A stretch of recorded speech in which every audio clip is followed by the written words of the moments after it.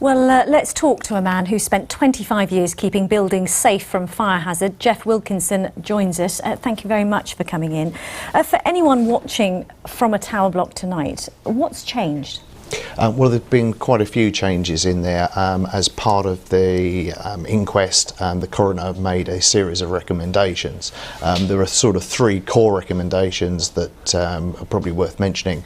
The first is that the fire service needed to be more aware of the particular quite unusual circumstances relating to these blocks. It's worth perhaps mentioning that the design of 1960s tower blocks is different to most buildings. It requires that the building is divided up into small fire-tight cells, and it's important that that information is got across.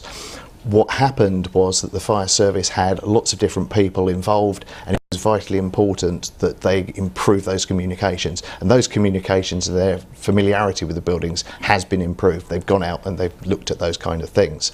The second key recommendation was that when the building is altered, it's vital that the building control inspections are carried out and that people make sure that those fire-tight cells are kept in the correct condition. Even sort of a small hole that's being drilled by some cabling or something of that kind can actually undermine the fire safety within the building. So it's vital that those building control inspections are carried out.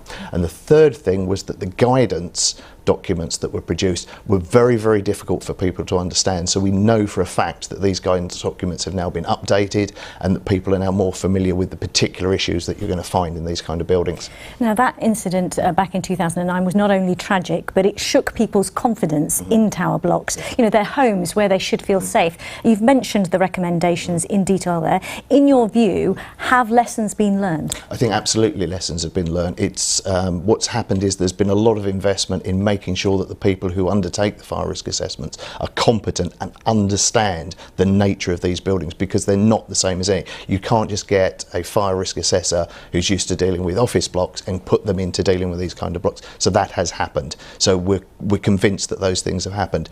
That's not the end of it, because this has to be an ongoing plan. It's no good getting it right today. You've got to continue that investment in the longer term.